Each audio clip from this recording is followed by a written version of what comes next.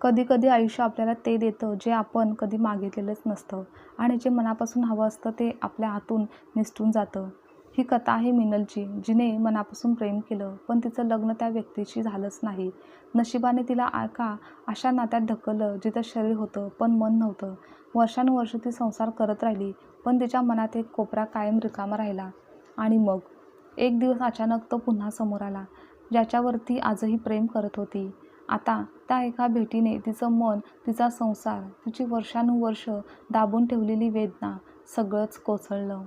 अपूर्ण प्रेम आणि चुकीचं लग्न. मिनल आज पुन्हा एकदा आरशासमोर उभी होती. चेहऱ्यावर हलकासा मेकअप, केसांचा साधा अंबाडा, गळ्यात एक पातळ चैन आणि कपाळावर एक छोटीशी कुंकवाची रेष. आरशात ती स्वतःकडे बघत होती, पण तिला स्वतःचाच चेहरा अनोळखी वाटत होता. तिच्या लग्नाला 10 वर्ष झाली होती. तिला 2 मुले होती. एक मुलगा आर्यन 8 वर्षाचा आणि एक मुलगी विहा 5 वर्षाची. तिचं घर होतं, संसार होता, जबाबदाऱ्या होत्या, पण मन नव्हतं. "आई, मी तयार झालो," आर्यनचा आवाज आला आणि मिनलने पटकन डोळ्याच्या कडा पुसल्या. "हो बाळा, मी येते," ती स्वतःला सावरत म्हणाली. आज तिच्या कॉलेजचा ॲल्युमिनी मीट होता. 10 वर्षांनंतर जुन्या मित्रमैत्रिणींना भेटायचं ठरलेलं होतं. खरं तर तिला जायचंच नव्हतं, पण तिची मैत्रीण प्रियांका मागच्या महिनाभरापासून तिचा जीव खाऊन बसली होती. सारखं मागे लागली होती, "मिनल, एकदा तरी स्वतःसाठी जग. घर, नवरा, मुलं सगळं आहेच, पण तुझं स्वतःचं काय?" असं ती म्हणाली होती. यावर मिनल फक्त हसली होती, कारण तिचं स्वतःचं काय हा प्रश्न तिने खूप आधी स्वतःला विचारणं बंदच केला होता. कॉलेजच्या पहिल्या दिवशी तिने पहिल्यांदाच त्याला पाहिलं होतं. मंगेश, उंच, साधा, डोळ्यात एक वेगळी शांतता आणि चेहऱ्यावर असा आत्मविश्वास जो ओरडत नसे, पण जाणवत राहायचा. मिनल त्या दिवशी लायब्ररीमध्ये एका कोपऱ्यात बसून नोट्स लिहित होती. इतक्यात समोरची खुर्ची कोणी हलक्या आवाजात ओढली. "इथे बसू का?" तिने वर पाहिलं तर तोच. मग ती गोंधळली. "हो, बस." आणि तो बसला. त्या क्षणी थोडा वेळ शांतता होती. "तू मिनल ना?" "हां." "पण तुला कसं माहिती?" तो हलकसा हसला. "पहिल्या लेक्चरला सरांनी नाव घेतलं होतं." "आणि तू लक्षात राहिली ते पहिलं वाक्य?" आणि मिनलच्या मनात पहिली धडधड झाली. त्या दिवसापासून त्यांची मैत्री सुरू झाली.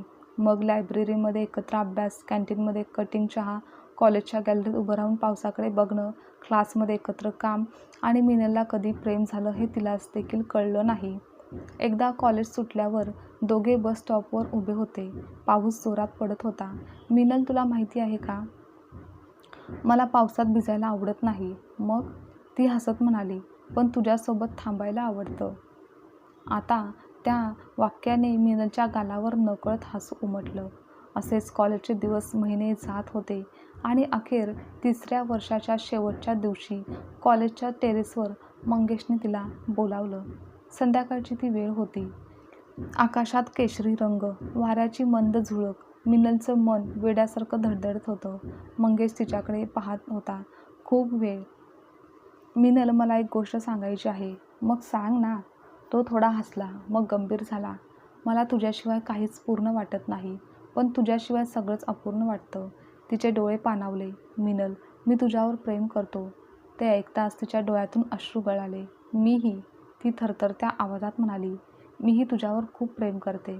त्या संध्याकाळी दोघांनी स्वप्न पाहिली. लहानसं घर, एकत्र संघर्ष, एकत्र आयुष्य. मंगेश मध्यमवर्गीय घरातून होता. वडील आजारी, आई शिलाई काम करायची. त्याच्यावर घराची जबाबदारी होती. तर मिनलचं घर मात्र थोडं कडक. तिचे वडील कडक, शिस्तप्रिय होते. आई शांत, पण पतीच्या निर्णयापुढे न बोलणारी. मग मिनलने एक दिवस धाडस करून आईला सांगितलं, "आई, मला कोणीतरी आवडतो." आईच्या हातातील कप थरथरला. "काय?" "तो चांगला आहे, शिकलेला आहे, नोकरी शोधतोय. त्याचं नाव मंगेश आहे." आईच्या चेहऱ्यावर काळजी उमटली. "बाबांना सांगितलंस?" "नाही." "मिनल, बाबांना हे पटणार नाही." "पण आई, तो खूप चांगला आहे." "अगं, चांगला असणं पुरेसं नसतं बाळा. समाज, घर, जात, पैसा, तुझ्या बाबांसाठी हे सगळ्यात जास्त महत्त्वाचं आहे." ते ऐकून मिनलच्या मनात भीती शिरली आणि जे घडायचं नव्हतं तेच घडलं. एके दिवशी मिनलच्या वडिलांनी जेवताना सहज सांगितलं, "मिनलसाठी स्थळ आलंय. मुलगा पुण्यात मोठ्या कंपनीत आहे. घरदार सगळं काही उत्तम आहे. पुढच्या रविवारी पाहायला येणार आहेत." मिनलच्या मिनलच्या हातातून घास खाली पडला. बाबा, मला लग्न करायचं नाही आता. का? मला पुढे शिकायचं आहे. पुरे झालं शिक्षण, आता घर बघ. मग मिनलने धाडस करून म्हटलं की बाबा, मला कोणीतरी आवडतो. त्या क्षणी घरात अशी शांतता पसरली की घड्याळाचा आवाजही मोठा वाटू लागला. वडील उठले. त्यांच्या डोळ्यात राग धगधगत होता. कोण आहे तो? मंगेश. त्याची जात काय? तो काय करतो? मिनल शांतपणे म्हणाली, तो नोकरी शोधतोय. आणि मग पुढच्या क्षणी एक जोरदार चापट तिच्या गालावर बसली. तुझी हिंमत कशी झाली?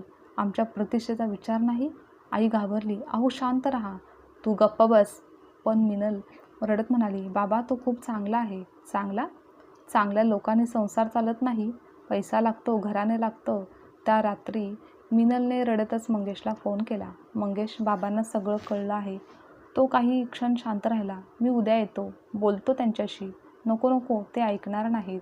पण प्रयत्न तरी करतो. मग दुसऱ्या दिवशी मंगेश खरंच आला. साधा शर्ट होता, पण डोळ्यात प्रामाणिकपणा होता त्याच्या. त्याने नम्रपणे मिनलच्या वडिलांसमोर हात जोडले. काका, माझं मिनलवर प्रेम आहे. मी अजून मोठा नाही, पण मी तिला खूप चांगलं ठेवेन. मला थोडा वेळ द्या. नोकरी लागली की. बस झालं, वडील ओरडले. आमच्या दारात उभं राहून आमच्याच मुलीचा हात मागायची तुझी लायकी आहे का? पण काका, तू आता इथून निघ, नाहीतर चांगलं होणार नाही. मिनल आतून धावत आली. बाबा प्लीज, तू आजचा. मंगेशने मिनलकडे पाहिलं. त्या नजरेत प्रेम होतं, असहाय्यता होती आणि एक न बोललेलं वचन. पण नाईलाजाने तो निघून गेला. आणि त्यानंतर वडिलांनी मिनलचा फोन काढून घेतला. कॉलेजला जाणं बंद केलं. घरातून बाहेर पडणं देखील बंद केलं. आणि पुढच्या 15-20 दिवसातच तिचं लग्न ठरवलं गेलं. त्या मुलाचं नाव होतं कार्तिक. तो शिक्षित होता, नोकरीत स्थिर होता, घरदार चांगलं होतं. पण सगळ्यांच्या मते परफेक्ट जावई. पण मिनलच्या मनात फक्त मंगेश एकच नाव होतं. लग्नाच्या दिवशी मंडपात बसताना तिचे डोळे सतत दरवाजाकडे होते. कदाचित तो येईल, कदाचित हे थांबवेल आणि कदाचित म्हणेल, मिनल चल माझ्यासोबत. पण दरवाजा उघडला नाही, कोणी आलं नाही. आणि मंगलाष्टका वाजले, अक्षता पडल्या आणि मिनलचं प्रेम समाजाच्या नावाखाली गाडलं गेलं. कार्तिक वाईट माणूस नव्हता, पण तो तिचा माणूस नव्हता. पहिल्या रात्रीच मिनलने त्याला सत्य सांगायचं ठरवलं, पण शब्द घशातच अडकले. तो शांतपणे म्हणाला, घाबरू नकोस, वेळ घे, मला घाई नाही. मिनलला त्याचं ते वाक्य ऐकून अपराधी वाटलं. पण प्रेम जबरदस्तीने होत नाही. काही महिन्यांनी मिनल हळूहळू घरात रमली. तिची सासू चांगली होती. कार्तिक जबाबदार होता. त्याने कधीच तिच्यावर आवाज चढवला नाही. पण त्याच्यात आत्मीयता नव्हती. तो कामात बुडालेला होता आणि मिनल घरात. रोजच्या आयुष्यात सगळं काही व्यवस्थितच होतं. पण रात्री उशीवर डोकं ठेवलं की मिनलच्या डोळ्यात मंगेशचा चेहरा यायचा. तेव्हा तिने अनेकदा स्वतःला समजावलं की हे सगळं चुकीचं आहे. तू आता विवाहित आहेस, भूतकाळ विसर. पण मनाला आज्ञा नसते. एकदा कार्तिकने सहज विचारलं, तू कधीकधी खूप कुठेतरी दूर हरवलेली दिसतेस, वाटतेस. सगळं काही ठीक आहे ना? ती दचकली. हो, काही नाही. तू माझ्याशी काही शेअर करत का नाहीस? काय बोलू? जे मनात आहे तेच. ती हसत म्हणाली, मनात काहीच नाही. पण खरं तर मनात इतकं काही होतं की बोललं असतं तर संसारच तुटला असता. असाच काळ पुढे सरकत गेला आणि पहिला मुलगा, नंतर दुसरी मुलगी मिनलला झाली. मुलाने तिच्या आयुष्यात अर्थ आणला. त्यांच्यासाठी ती आता हसायला शिकली होती. त्यांच्यासाठी जगायला शिकली. पण स्वतःसाठी कधीच नाही. तिने कधी मंगेशला शोधण्याचा प्रयत्न केला नाही, ना सोशल मीडियावर, ना मित्रांकडून. कारण तिला भीती होती की तो खूप आनंदात असेल तर, तो तिला विसरला असेल तर, किंवा तो अजूनही तिला आठवत असेल तर. या तिन्ही उत्तरांना ती घाबरत होती. कॉलेजच्या मीटच्या हॉलमध्ये सगळे गप्पा मारत होते. जुन्या आठवणी, फोटो, हसू. तेव्हा मिनलही हसत होती, पण मनापासून नाही. प्रियंका तिचा हात धरून एका ग्रुपकडे घेऊन गेली. ए मिनल, बघ कोण आले. तिने वर पाहिलं आणि तिच्या पायाखालची जमीनच सरकली. कारण समोर मंगेश होता. तोच चेहरा, पण आता अधिक परिपक्व. डोळ्यात अजूनही तीच शांतता, पण त्यामागे खूप काही जळून गेल्यासारखं. मग दोघेही काही क्षण फक्त एकमेकांकडे पाहत राहिले, जणू काही 10 वर्ष थांबलीच होती. हाय मिनल. त्याचा आवाज ऐकताच तिच्या छातीत काहीतरी तुटलं. हाय, ती कसंबसं म्हणाली. प्रियंका काहीतरी बोलत होती. लोक हसत होते, पण मिनलला काही ऐकू येत नव्हतं. तिचे हात थरथरत होते. तिने पाण्याचा ग्लास उचलून तिने पाण्याचा ग्लास उचलला. तू ठीक आहेस? मंगेशने विचारलं. हो हो. थोड्या वेळाने हॉलच्या बाहेर टेरेसवर दोघे एकटे उभे होते. तोच टेरेस, तो क्षण, पण यावेळी आकाशात रंग नव्हते, तर फक्त ओझं होतं. मंगेश हलक्या आवाजात म्हणाला, कशी आहेस? मिनलला हसू आलं आणि डोळे भरले. हा प्रश्न खूप उशिरा विचारलास. तो शांत राहिला. लग्न झालं तुझं? मिनलने विचारलं. जरी तिच्या मनात उत्तराची भीती होती तरी देखील. तो हलकसा हसला, पण त्या हसण्यात वेदना होती. तो म्हणाला, नाही.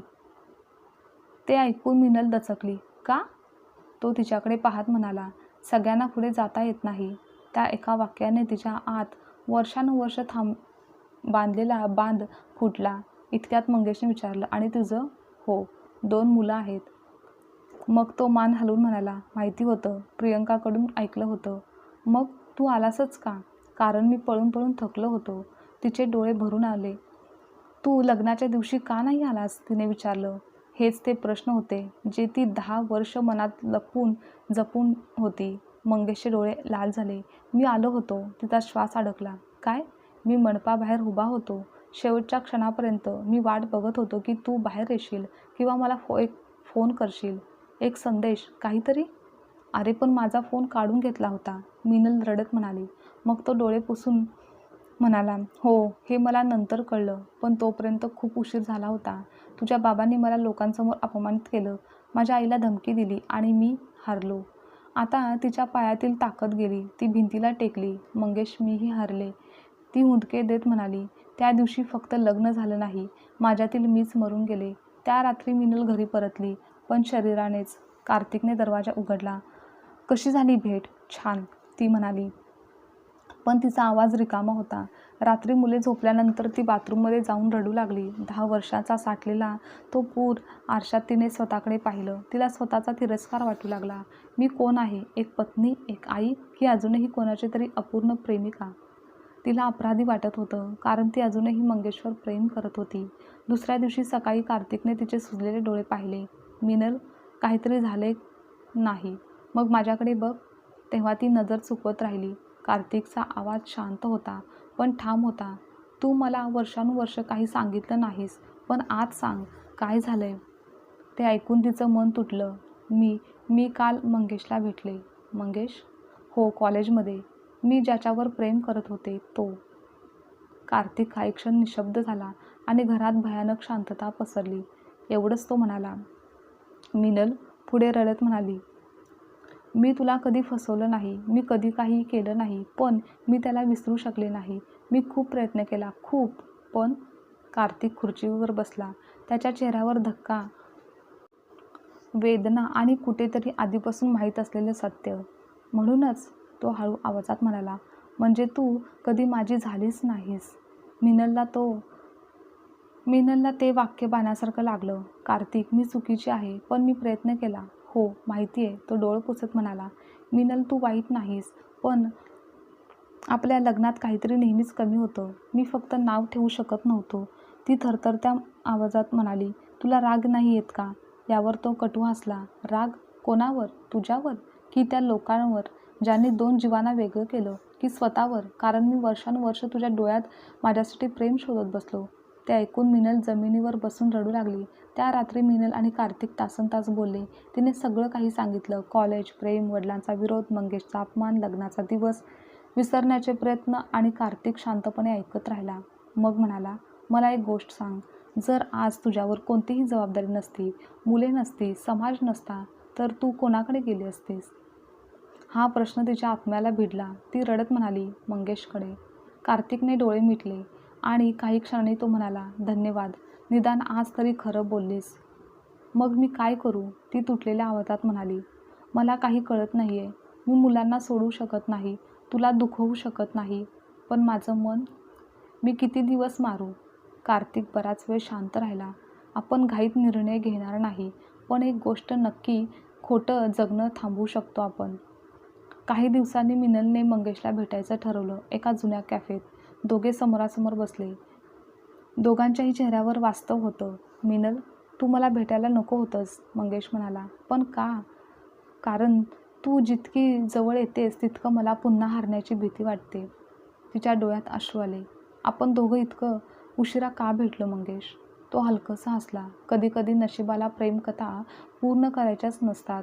फक्त लोकांना प्रेम काय असतं हे दाखवायचं असतं. पण तू लग्न का नाही केलंस? कारण प्रत्येक मुलीत मी तुला शोधत राहिलो. आणि जेव्हा जाणवलं की हे कोणासाठी तरी अन्यायकारक आहे, तेव्हाच मात्र मी थांबलो. तिचे हात थरथरले. माझ्यामुळे? नाही. तो हसला. माझ्या प्रेमामुळे. काही क्षण दोघेही शांत होते. मग मंगेशने तिच्याकडे सरळ पाहत विचारलं की तू आनंदी आहेस का? ती उत्तर देऊ शकली नाही. त्याने पुन्हा विचारलं. तिच्या डोळ्यात अश्रू गळाले. नाही. मंगेशने खोल श्वास घेतला आणि म्हणाला, मग आनंद शोध, पण माझ्याकडे नाही. यावर ती दचकली. काय? हो. तू माझ्याकडे आलीस तर तू प्रेम मिळवशील, पण शांतता हरवशील. मुलं तुटतील. तुझा अपराधीपण तुला जगू देणार नाही. आणि मी तुझं प्रेम पाहूनही तुझी वेदना सहन करू शकणार नाही. मग आपण काय करू? जे 10 वर्षापूर्वी केलं होतं. एकमेकांवर प्रेम असूनही एकमेकांना सोडून द्यायचं. तिचा आवाज तुटला. मी पुन्हा नाही करू शकत हे. मंगेशचे देखील डोळे भरून आले. मीही नाही. पण यावेळी पळून जायचं नाही. कारण यावेळी समजून सोडायचं. त्या दिवशी घरी आल्यावर मिनलने सगळं कार्तिकला सांगितलं. तो बराच वेळ शांत राहिला आणि मग म्हणाला, तो बरोबर आहे. मिनलने आश्चर्याने पाहिलं. आपण दोघांनीही एकमेकांशी प्रामाणिक राहायचं. तू त्याला भेटणं थांबव, पण स्वतःला मारणं देखील थांबव. आपण पती पत्नी म्हणून नाही, तर किमान 2 जबाबदार माणसं म्हणून तरी जगायचा प्रयत्न करू. म्हणजे आपल्या नात्याला नव्याने नाव देऊ. कदाचित प्रेम नाही, पण आदर, मैत्री, पालकत्व. आणि जर आपण हे जपू शकलो, तर मुलांसाठी घर तुटणार नाही. मिनल निशब्द झाली. तू एवढा मोठा कसा काय असू शकतोस? ती रडत म्हणाली. तर तो म्हणाला, मी मोठा नाही, फक्त थकलोय. तुला पकडून ठेवण्यात अर्थ नाही, जेव्हा तू आतून कधीच माझी नव्हतीस. त्यानंतर काही दिवसांनी मिनलला कुरिअर आलं. लिफाफ्यावर पाठवणाऱ्याचं नाव नव्हतं. तिने उघडलं तर आत एक चिठ्ठी होती. मिनल, तुला शेवटचं भेटलो तेव्हा लक्षात आलं की काही प्रेमकथा लग्नाने पूर्ण होत नाहीत, तर त्या त्यागाने पूर्ण होतात. तू माझं अपूर्ण प्रेम आहेस आणि म्हणूनच सर्वात सुंदर आहेस. तुझ्या कपाळावरचं कुंकू पाहून माझं मन तुटलं, पण तुझ्या मुलांबद्दल बोलताना तुझ्या डोळ्यातील उजेड पाहून मला शांतता मिळाली. तू मला मिळाली नाहीस, पण तू मला प्रेमावर विश्वास ठेवायला शिकवलंस. म्हणूनच आता मी या शहरापासून खूप दूर जातोय. कदाचित पुन्हा आपली भेट कधीच होणार नाही, कारण काही जखमा वारंवार उघडायच्या नसतात. आणि एक विनंती, तू मला विसरू नकोस, पण माझ्यासाठी रडत देखील बसू नकोस. तर तू जग. पहिल्यांदाच स्वतःसाठी जग. तुझाच मंगेश. ती चिठ्ठी वाचताना मिनलच्या डोळ्यातून अश्रू सतत पडत होते. पण त्या दिवशी पहिल्यांदाच तिने फक्त दुःखाने नाही, तर ती स्वीकाराने रडत होती. त्यानंतरचे असेच काही महिने गेले. ती हळूहळू बदलू लागली होती. तिने पुन्हा पुस्तक वाचायला सुरुवात केली. ऑनलाईन कोर्स केला. नंतर छोटेसं होम ट्युशन सुरू केलं. कार्तिक आणि तिच्यातील नातंही आता बदललेलं होतं. ती अजूनही पती-पत्नी होते, पण आता खोटेपणा विना. कार्तिक कधी कधी तिला चहा देत म्हणायचा, आज हसलीस तू, खरंच. मग ती हसून म्हणायची, हो, थोडं जगायला शिकतेय. एकदा तिच्या मुलाने विचारलं, आई, तू आता आधीसारखी रडत का नाहीस? ती थबकली. मी रडायचे, हो. रात्री तो निरागसपणे म्हणाला, पण आता तू हसतेस ते मला खूप आवडतं. त्या दिवशी तिने मुलाला मिठी मारून खूप ती रडली. मिनलची दोन्ही मुले खूप समजूतदार होती. मिनल आता स्वतंत्रपणे शिकवणी क्लास चालवत होती. तिच्या डोळ्यात आता कायमचा दुःखाचा धूर नव्हता. हो, जखम होती, पण ती सडत नव्हती. एके संध्याकाळी ती जुन्या कपाटात काही कागद शोधत होती. मंगेशची ती चिठ्ठी पुन्हा हातात आली. तिने ती उघडली, हसली आणि डोळे ओलावले. तेवढ्यात कार्तिक मागून आला. पुन्हा वाचतेस? ती दचकली. तुला माहिती होतं? तो हलकसा हसला. तुझ्या डोळ्यात जे अजूनही राहतं ते लपवता येत नाही. ती शांत झाली. कार्तिक, धन्यवाद. कशासाठी? माझं तुटलेलं मन जबरदस्तीने सांधायचा प्रयत्न केला नाहीस. कार्तिक काही क्षण तिच्याकडे पाहत राहिला आणि म्हणाला, मिनल, प्रेम अनेक प्रकारचं असतं. तुझं प्रेम मंगेशसाठी होतं, पण माझी काळजी, कदाचित तेही एक प्रेमाचीच बाजू असेल. तिच्या डोळ्यात पुन्हा पाणी आलं. त्या क्षणी तिला जाणवलं की चुकीचं लग्न म्हणजे नेहमीच वाईट माणसाशी झालेलं लग्न नसतं, तर कधीकधी योग्य माणसाशी झालेलं पण चुकीच्या वेळी झालेलं लग्नही आयुष्यभर वेदना देतं. त्या रात्री मिनल गच्चीवर उभी राहून आकाशाकडे बघत होती. थंड वारा वाहत होता. तिने मनातल्या मनात म्हटलं, मंगेश, तू माझा नवरा नाही झालास, माझ्यासोबत राहिला नाहीस, तुझी सोबत सहवास मला मिळाला नाही, पण तू माझ्या आयुष्यातील सर्वात खरं प्रेम होतास. आणि कार्तिक, तू माझं पहिलं प्रेम नाहीस, पण तू मला तुटूनही जगता येतं हे शिकवलंस. आता तिच्या डोळ्यातून 2 अश्रू ओघळले, पण यावेळी ते अश्रू फक्त दुःखाचे नव्हते, तर ते होते अपूर्ण प्रेमाच्या स्मृतीचे, चुकीच्या लग्नाच्या वेदनेचे आणि उशिरा का होईना स्वतःला सापडलेल्या स्त्रीच्या पुनर्जन्माचे. प्रत्येक लग्न सुखी दिसतं, पण प्रत्येक नातं पूर्ण असतंच असं नाही. अपूर्ण प्रेम आयुष्यभर जखम देतं, पण कधीकधी त्याच जखमेतून माणूस स्वतःला नव्याने शोधतो. चुकीचं लग्न म्हणजे माणूस वाईट नव्हे, तर चुकीच्या मनस्थितीत, चुकीच्या परिस्थितीत झालेला निर्णयही असू शकतो. आणि सर्वात महत्त्वाचं, प्रेम मिळालं नाही म्हणून आयुष्य संपत नाही, पण स्वतःला हरवलं तर मात्र सगळंच संपतं. आजची कथा तुम्हाला आवडल्यास लाईक, शेअर, कमेंट करा आणि चॅनलवर नवीन असाल तर चॅनलला सबस्क्राईबसुद्धा नक्की करा.